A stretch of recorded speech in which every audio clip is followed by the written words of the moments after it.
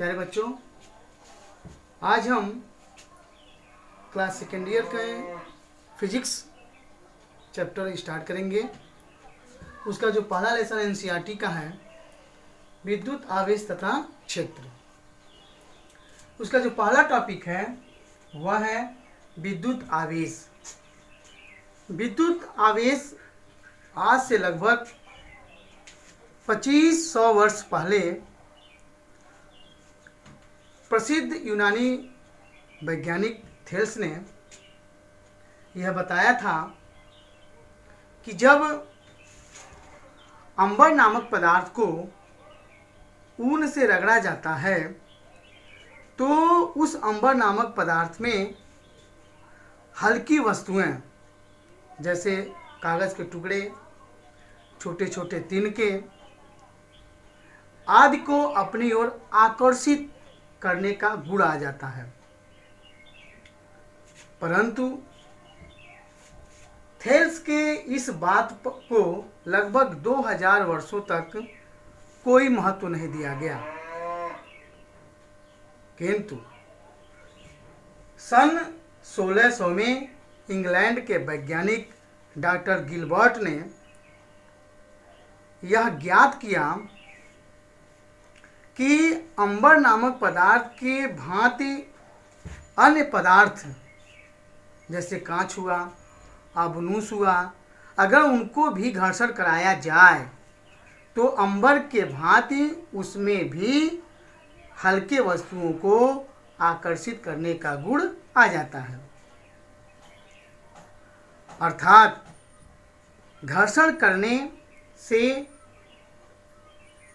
उस आबनूस या अंबर में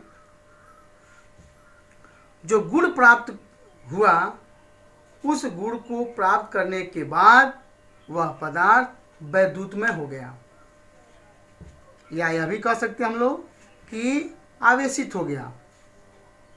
परंतु वह कारण जिससे उनमें यह गुण उत्पन्न होता है उसे वैद्युत कहते हैं। वैद्युत एक प्रकार का रीजन हुआ जो उनमें वह गुण उत्पन्न करता है। किसी पदार्थ के वैद्युतमय हो जाने पर यह कहा जाता है कि पदार्थ ने आवेश को ग्रहण कर लिया। जब ये आवेश को ग्रहण कर लिया तो वह वैद्युतमय पदार्थ आवेशित हो गया। अब जब वह आवेशित हो गया तो क्या आवेशित होने के बाद उसमें और भी कुछ क्वालिटी दिखाई दी, उसके लिए हम लोग आगे पढ़ेंगे आवेश के प्रकार। आवेश के प्रकार पढ़ने से पहले मैं आपको यहाँ पे कुछ चित्र बनाया हूँ, उस चित्र की भांति या चित्र की सहायता से हम उसको समझेंगे। इसके लिए वैज्ञानिक फ्रैंकलिन ने 1750 में जब यह प्रयोग हो गया तो उन्होंने दो नाम दिया, एक धनावेश और एक ऋणावेश। ध्यान दीजिएगा, सन 1750 में अमेरिकी वैज्ञानिक फ्रैंकलिन ने उन्होंने क्या देखा, उन्होंने एक एग्जाम्पल किया, एक प्रयोग किया। उस प्रयोग में मैं आपको उसको एग्जाम्पल के बाद समझा रहा हूँ कि उन्होंने एक कांच की छड़ लिया और देखा कि रेशम से रगड़ा और एक दूसरे प्रकार की आबनूस की छड़ ली और बिल्ली की खाल से उसको रगड़ा गया। रगड़ने के बाद कांच की छड़ को एक धागे से लटका दिया गया और एक दूसरे कांच की छड़ रेशम से रगड़ने के बाद उसको लटकाया गया तो ये देखा गया कि पहले वाली जो छड़ है वह दूर भागना शुरू कर दी। जो ही इसको पास लाया गया तो यह छड़ दूर लगी भागने। उन्होंने क्या देखा, जब आबनूस की छड़ को बिल्ली की खाल से रगड़ा गया और रगड़ने के बाद पहले वाले आबनूस की छड़ को धागे से लटका दिया गया और दूसरे आबनूस की छड़ को पुनः बिल्ली की खाल से रगड़कर इसके पास लाया गया तो पहले वाले छड़ भी दूर लगा भागने। पुनः यह देखा गया यदि एक कांच की छड़ और एक आबनूस की छड़ को जब एक पास लाया गया, ध्यान दीजिएगा, ये दोनों पहले एक साथ है, उसके बाद इसमें से कांच की छड़ को और इसमें से आबनूस की छड़ को जब एक पास लाया गया तो यह देखा गया कि जो आबनूस की छड़ है वह कांच की छड़ की ओर आकर्षित हो गई।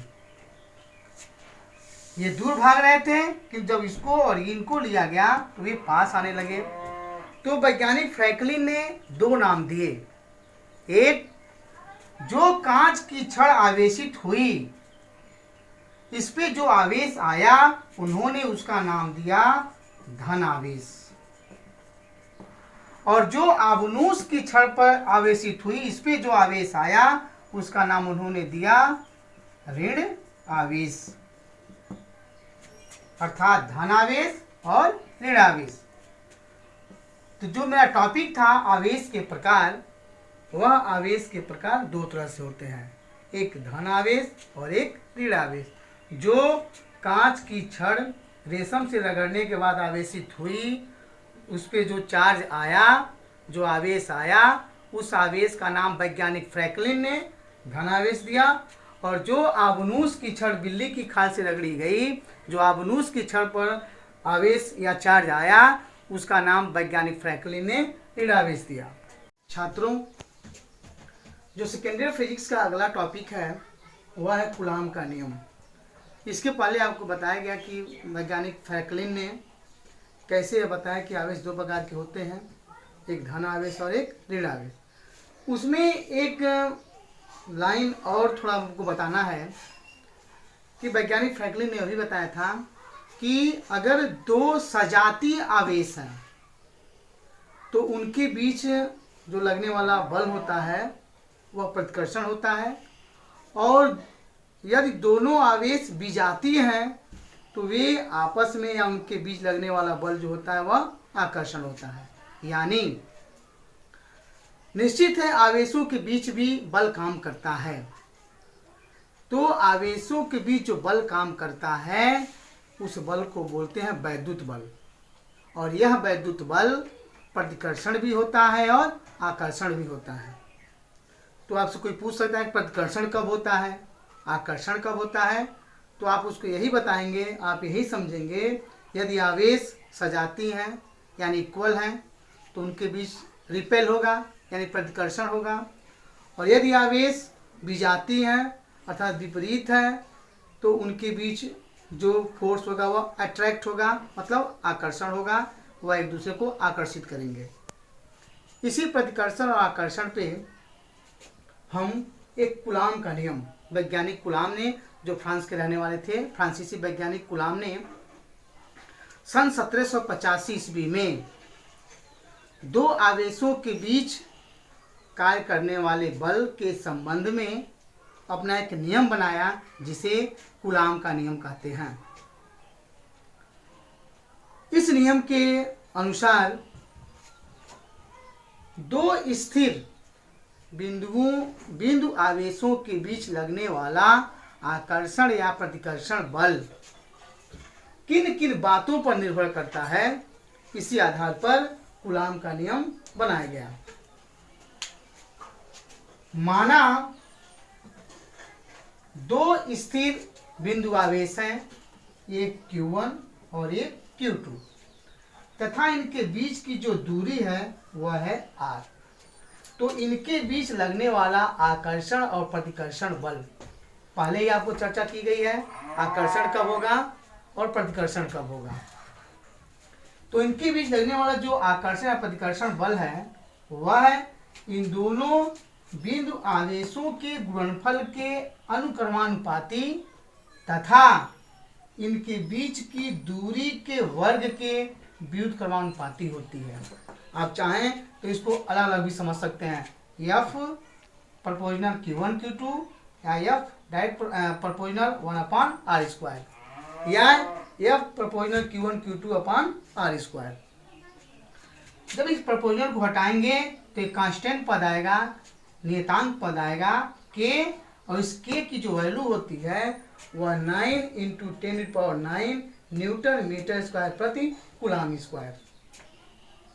आप चाहें तो इस के वैल्यू को रख भी सकते हैं, तो ये फार्मूला बन जाएगा F बराबर 9 इंटू 10⁹ Q1 Q2 अपान R स्क्वायर न्यूटन। ये वैज्ञानिक कूलाम का नियम रहा। वैज्ञानिक कूलाम ने,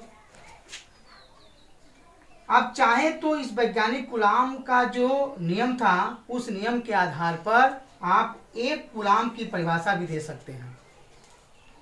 एक कूलाम की परिभाषा के लिए ये आपको मानना पड़ेगा, इस इक्वेशन से माना Q1 Q2 बराबर 1 कूलाम तथा जो इनके बीच की दूरी है R बराबर 1 मीटर, तो जो F की वैल्यू आएगी F बराबर 9 इंटू 10⁹ न्यूटन होगा।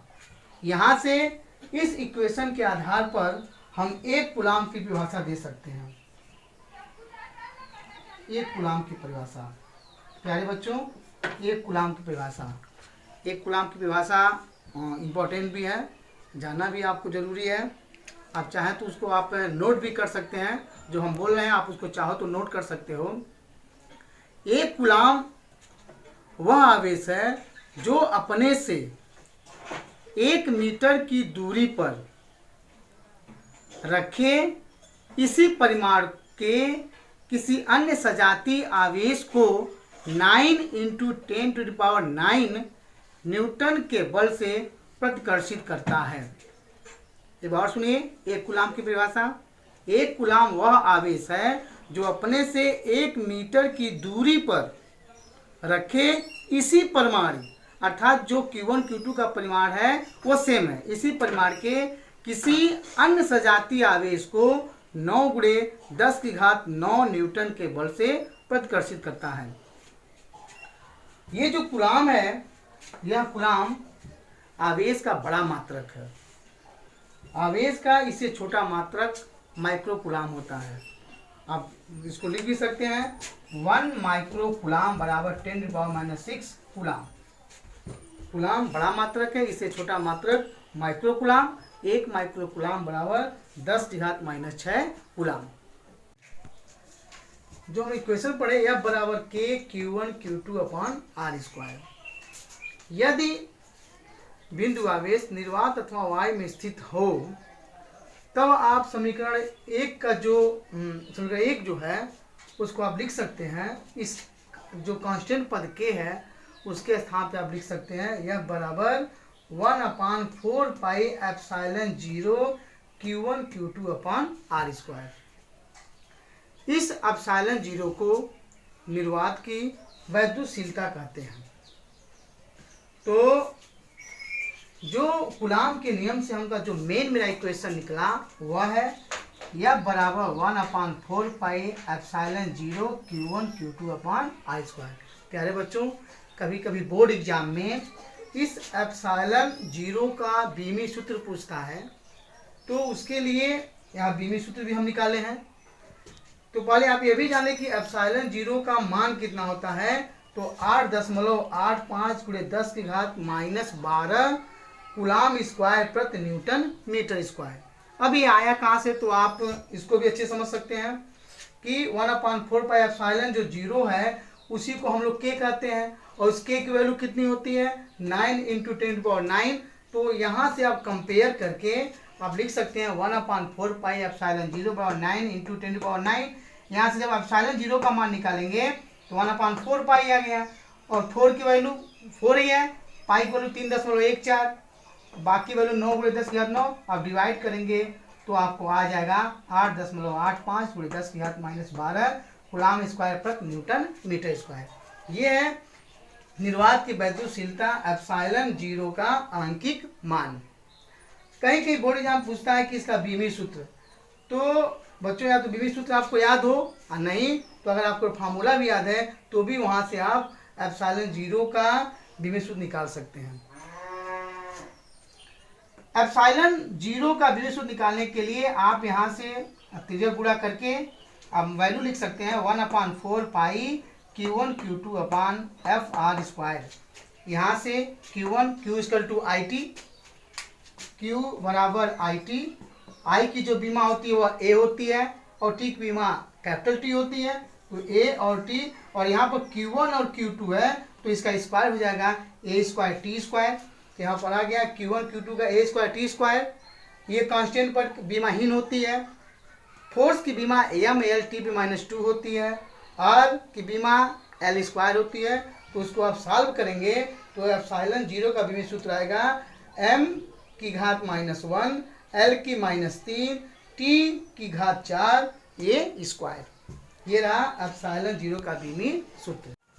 प्यारे बच्चों, सेकेंडरी फिजिक्स की जो अगली टॉपिक है वह है अध्यारोपण का सिद्धांत। इसको आप कई हेडिंगों में आप पढ़ सकते हैं। इसका एक और नाम कह सकते हैं आप लोग कि बहुल आवेशों के बीच बल, बहुल आवेशों के बीच बल या अध्यारोपण का सिद्धांत, प्रिंसिपल ऑफ सुपर पोजिशन। यह अध्यारोपण का सिद्धांत क्या है? देखिए यहाँ पे, यदि किसी निकाय में, ये हमने यहाँ पे एक चित्र बनाया है, यदि किसी निकाय में अनेक आवेश हों तो उनमें से किसी एक आवेश पर कई अन्य आवेशों के कारण बल उस आवेश पर लगे सभी बलों के वेक्टर योग के बराबर होता है।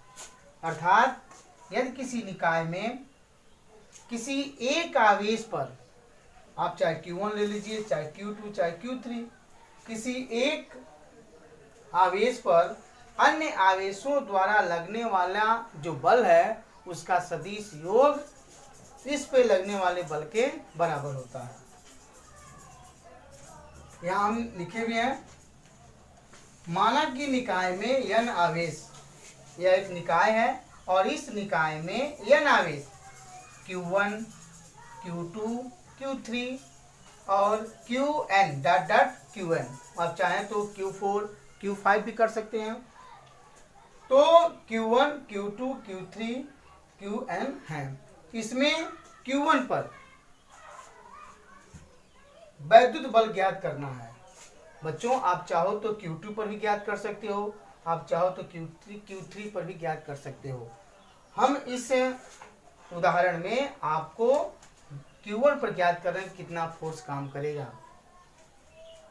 तो तथा Q2, Q3, Qn के सापेक्ष आवेश Q1 के स्थिति वेक्टर, ये स्थिति वेक्टर दर्शाई गई, ये स्थिति वेक्टर है, ये इसकी स्थिति वेक्टर है, ये इसकी स्थिति वेक्टर है, R12, R13 और R1n के सापेक्ष R12, R13, R1n है। तब आवेश Q2 के कारण Q1 पर वैद्युत बल। अब हम क्या ज्ञात करेंगे? इस Q1 पर Q2 के द्वारा लगने वाला बल, इसी Q1 पर Q3 के द्वारा लगने वाला बल ज्ञात करेंगे और जो बल आएगा सभी का सदिश योग इस Q1 पर लगने वाले फोर्स के बराबर होगा। यही अध्यारोपण का सिद्धांत है। तो सबसे पहले Q2 के कारण Q1 पर लगने वाला बल जो हम लोग पढ़े थे इसके पिछले वीडियो में, कूलाम का नियम कि दो आवेशों के बीच लगने वाला वैद्युत बल यह बराबर 1/4 पाई एप्सिलॉन 0 Q1 Q2 अपान R स्क्वायर। उसी फार्मूले का प्रयोग करके इस Q1 पर Q2 तथा Q3 के द्वारा लगने वाला बल ज्ञात करेंगे। यहाँ देखिए, वेक्टर F12 ये फोर्स वेक्टर है, तो वेक्टर के लिए एक यहाँ पर R∩12 का प्रयोग किया गया है। बच्चों, मैं यहाँ पर आपको एक नोट्स के रूप में लिखा हूँ, आप चाहें तो यहाँ से भी इसको समझ सकते हैं कि R∩13 R∩12 क्या है। देखिए, किसी सदिश की दिशा का विशेष उल्लेख उस सदिश के अनुदिश एकांक सदिश द्वारा किया जाता है। यदि कोई सदिश है तो उसके डायरेक्शन के लिए एकांक सदिश का प्रयोग करते हैं। तो F12 बराबर कूलाम के नियम से जो फॉर्मूला हम लोग ज्ञात किए थे 1/4 पाई एप्सिलॉन 0 Q1 Q2 अपान R12 स्क्वायर, और ये डायरेक्शन के लिए आ गया R12 कैप। ये Q1 आपको मालूम नहीं है, ये Q2, तो इस Q2 के द्वारा Q1 पर लगने वाला ये वैद्युत बल F12 हो गया। इसी प्रकार जैसे Q2 के द्वारा लगा था, इसी प्रकार Q3 के द्वारा Q1 पर लगने वाला वैद्युत बल F13 ये वेक्टर के रूप में रहेगा, बराबर 1/4 पाई एप्सिलॉन 0 Q1 Q3 अपान R13 स्क्वायर R कैप 13। आपको बता दिया गया यह एक वेक्टर है, तो इसका डायरेक्शन के लिए आ गया। इसी प्रकार हम आप चाहे तो और भी ले सकते हो। हमने क्या लिया, Q2 के लिए ले लिया, Q3 के लिए आप चाहो तो Q4 ले सकते हो, Q5 ले सकते हो। तो हमने अब डॉट डॉट करते हो कहाँ तक आ गया, आवेश Qn के कारण Q1 पर वैद्युत बल, Qn के कारण Qn पर वैद्युत बल F1n बराबर 1/4 पाई एप्सिलॉन 0 Q1 Qn अपान R1n square R cap 1n। अब अध्यारोपण के सिद्धांत से हम ज्ञात करेंगे सभी आवेशों के कारण, सभी आवेश मतलब क्या, Q2 Q3 dot dot Qn के कारण Q1 पर परिणामी वैद्युत बल कितना है। तो इसके लिए F1 बराबर F12 plus F13 plus dot dot F1n। बच्चों एक चीज और आपको बताना है कि जब एक आवेश, ये आवेश मान लीजिए Q1 था और ये Q2 द्वारा और ये Q3 द्वारा फोर्स लगाया जा रहा है, तो इसके द्वारा जो फोर्स लगता है, इसके द्वारा जो फोर्स लगता है, मान लीजिए यह F3 है और ये F2 है, तो अगर F2 ने इस पे फोर्स लगाया है और Q3 के द्वारा F3 लग रहा है, तो इनका इस पर कोई प्रभाव नहीं पड़ता है। ये ध्यान रहे, ऐसा नहीं है कि ये फोर्स लगाया इस पर, ये फोर्स लगाया तो ये प्रभावित होते हैं, ये प्रभावित नहीं होते हैं। जैसे मान लीजिए यह कोई वस्तु है, इधर कोई खींच रहा है और इसको कोई इधर से खींच रहा है, तो ये अपनी तरफ खींच रहा है, ये अपनी तरफ खींच रहा है, तो इनके फोर्स पे कोई प्रभाव नहीं पड़ता है। तो आप कहेंगे सर प्रभाव किस पे पड़ता है? यस, प्रभाव पड़ता है इसके रिजल्ट पर, इसके परिणामी पर। इनके आपस में फोर्स पे कोई प्रभाव नहीं पड़ता है, ये हमेशा याद रखिएगा। तो अब हम इसका परिणामी ज्ञात करेंगे इस Q1 पे, तो ये बता दिया गया आपको। अब बच्चों ये जो आप लोग कूलाम का नियम पढ़े थे, उस कूलाम के नियम के आधार पे सब में F12 में, F13 में या F1n में कॉमन क्या है, तो 1/4 पाई एप्सिलॉन 0, हमने इसको कॉमन कर दिया। बचा क्या, तो जो ये पद मेरा था Q1 Q2 R1 स्क्वायर, देखिए Q1 Q2 R12 square R cap 12 plus Q1 Q3 R13 square R cap 13 plus dot dot plus Q1 Qn अपान R1n स्क्वायर और R कैप 1n। ये बचा। ये तो मैं किसको माना था, Q1 पर इनके द्वारा लगाया गया फोर्स। आप चाहो तो यह लिख सकते हो कि Q2 पर भी आप मान सकते हो, Q2 पे इनके द्वारा लगाया गया फोर्स, तो ये फार्मूला यहाँ पर आ जाएगा, किसका परिणामी आ जाएगा, तो F2 का आ जाएगा।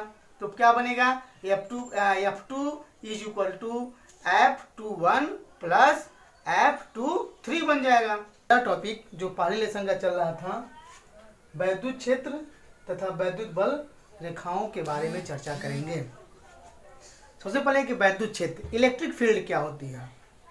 इलेक्ट्रिक फील्ड के लिए एक छोटा सा मैं आपको एग्जांपल बता रहा हूं।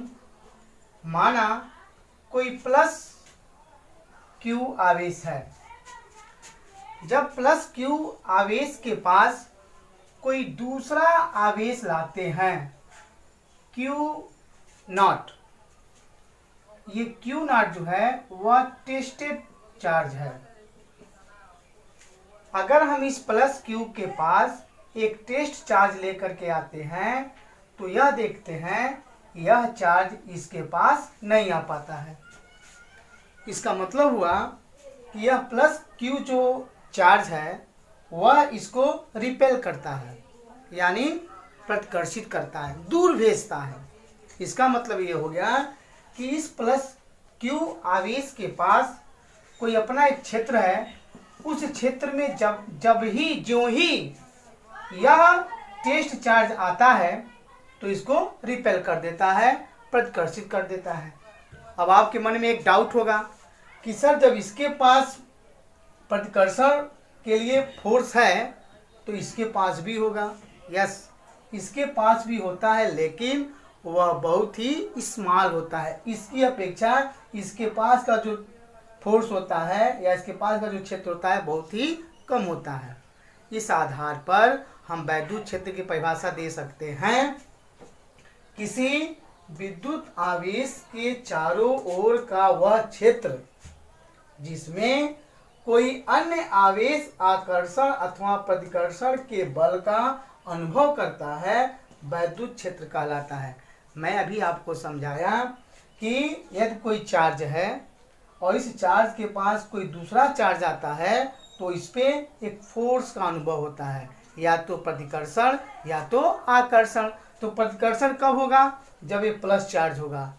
आकर्षण कब होगा? जब ये माइनस चार्ज होगा। एक चीज याद रखना मेरे प्रिय स्टूडेंट, कभी भी यह जो टेस्ट चार्ज लेते हैं वह कभी माइनस नहीं होता है, वह ऑलवेज टाइम प्लस ही होता है। केवल इस चार्ज को हम लोग चेंज करते हैं, या तो प्लस क्यू नहीं तो माइनस क्यू। अब देखिए, इसके बाद है वैद्युत बल रेखाएं। वैद्युत बल रेखाओं के बारे में हमने दो तरह की परिभाषाओं को समझाया, एक शॉर्ट में, एक थोड़ा सा डिटेल है इसका।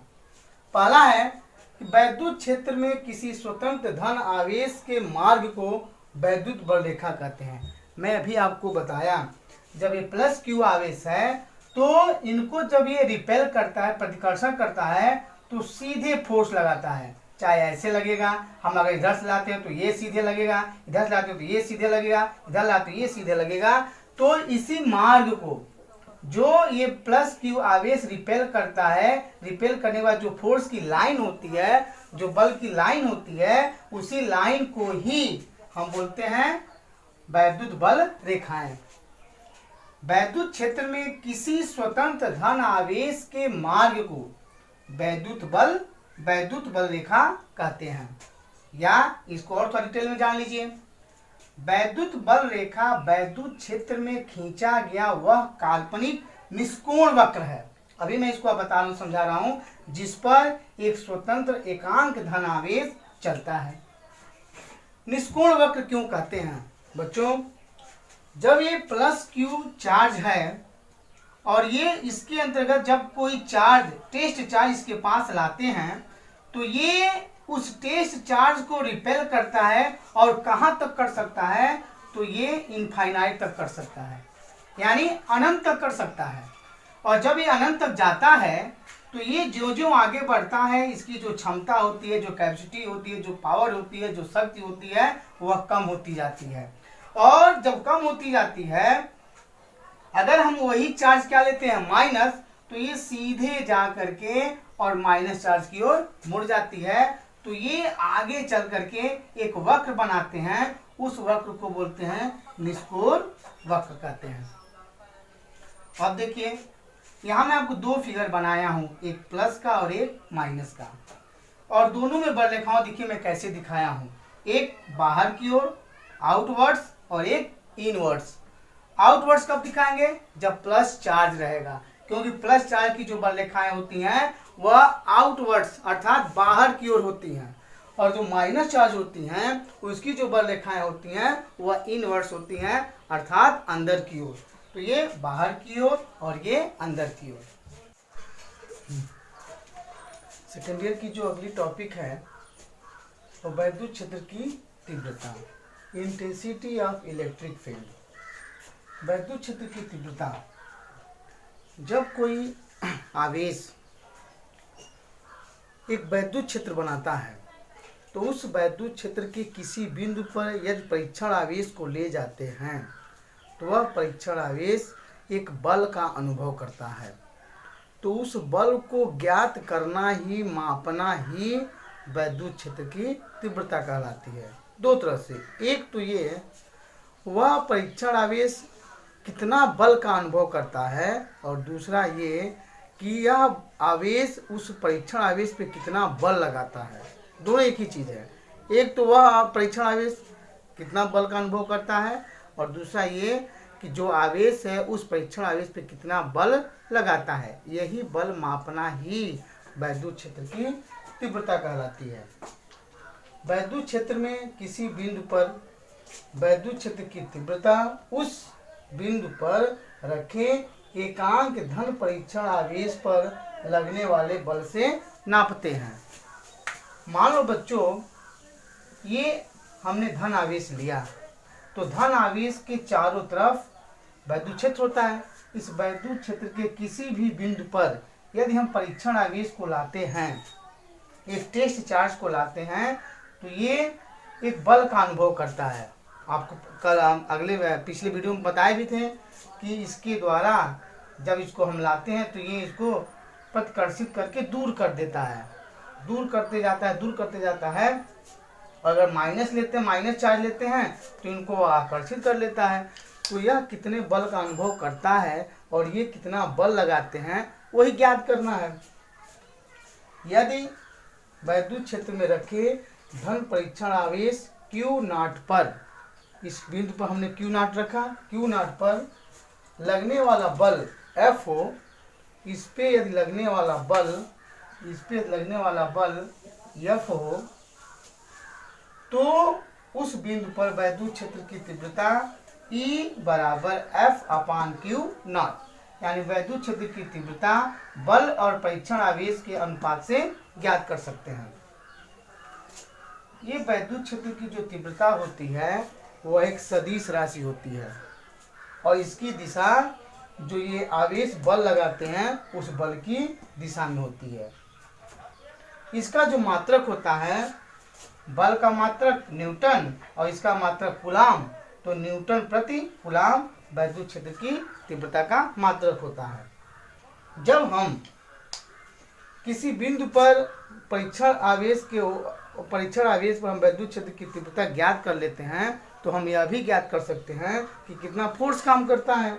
यहाँ देखिए बच्चों, इसी फार्मूले को यहाँ पर वैद्युत क्षेत्र के कारण आवेशित कण पर बल, यानी जब हम धन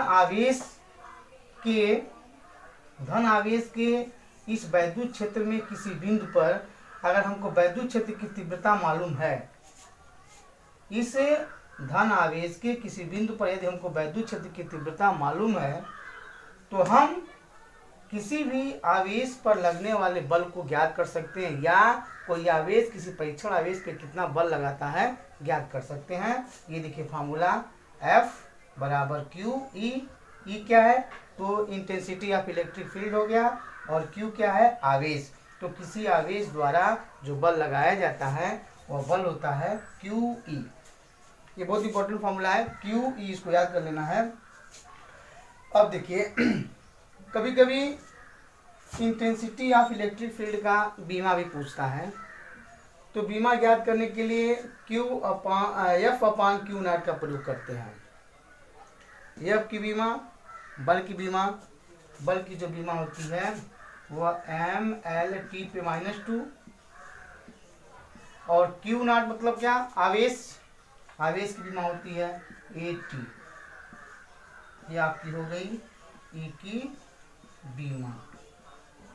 अब यहाँ से आप इसकी बीमा निकाल सकते हैं, mLT और -3 ऊपर जाएगा तो -3 हो जाएगा, और ये ऊपर जाएगा तो -1। ये रही आपकी वैद्युत क्षेत्र की तीव्रता की बीमा, mLT पे -3 A पे -1। अब इसको एक बार और सुन लीजिए कि वैद्युत क्षेत्र की तीव्रता एक सदिश राशि है, इसका मात्रक न्यूटन प्रति कूलाम, और इसका जो डायमेंशन फार्मूला होता है mLT पे -3 A पे -1।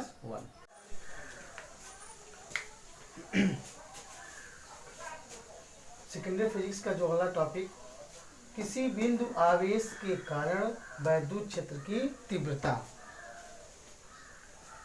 किसी बिंदु आवेश के कारण वैद्युत क्षेत्र की तीव्रता, intensity of electric field due to a point charge.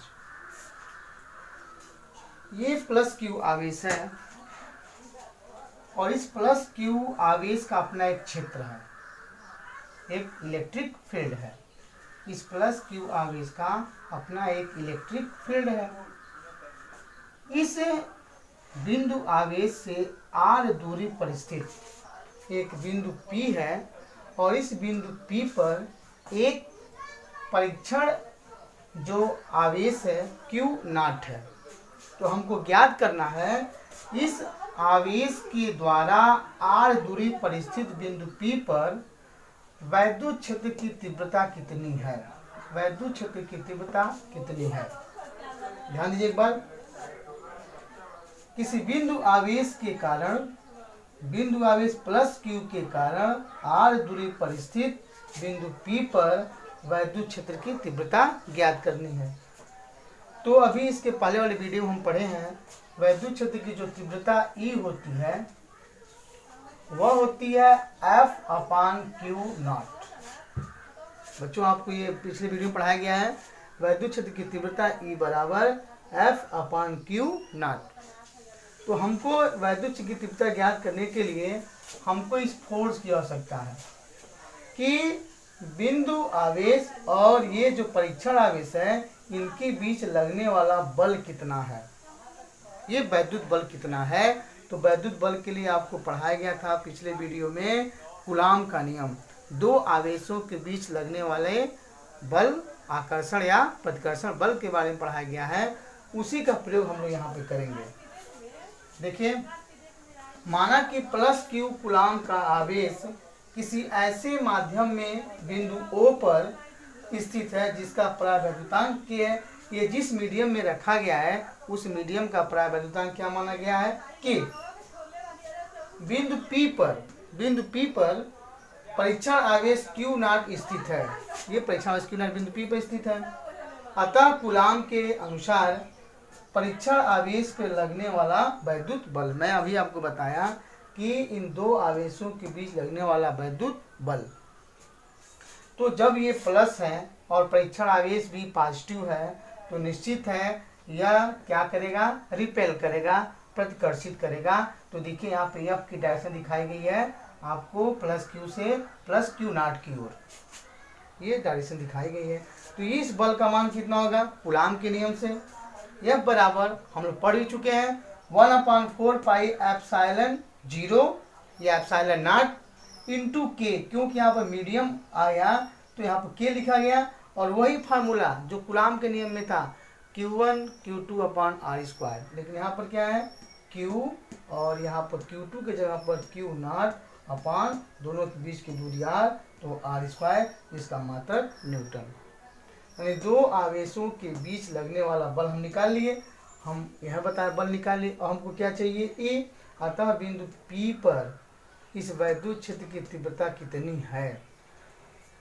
मैं आपको पहले बताया था कि पहले वैद्युत क्षेत्र की तीव्रता ज्ञात करने के लिए हमको पहले फोर्स चाहिए, हमने फोर्स निकाल लिया। अब यहाँ देखिए, अतः बिंदु P पर वैद्युत क्षेत्र की तीव्रता E बराबर F/Q0। E बराबर, अब इस F की वैल्यू को यहाँ पे इस F की वैल्यू को यहाँ पुट करेंगे तो Q इंटू Q0 अपान 4 पाई एप्सिलॉन 0 K r², और यहाँ पे Q0 है, Q0 से ये Q0 कैंसिल हो जाएगा, क्या बचा तो 1/4 पाई एप्सिलॉन 0 K Q/r²। यहाँ पे जो K है वह निर्वात अथवा y के लिए 1 होता है, तो निर्वात अथवा y के लिए K की वैल्यू 1, तो जब K की वैल्यू 1 रख देंगे तो E की वैल्यू हो जाएगी 1/4 पाई एप्सिलॉन 0 Q/r², और जो E का मात्रक होता है न्यूटन प्रति कूलाम। आप चाहें तो इसकी वैल्यू को भी पुट कर सकते हैं, बताया गया था 1/4 पाई एप्सिलॉन 0 की value 9 into 10⁹ newton metre square प्रति कूलाम स्क्वायर। ये रहा आपका किसी बिंदु आवेश के कारण, ये बिंदु आवेश के कारण वैद्युत क्षेत्र की तीव्रता P पर, वैद्युत क्षेत्र की तीव्रता कितनी दूरी पर, r दूरी पर।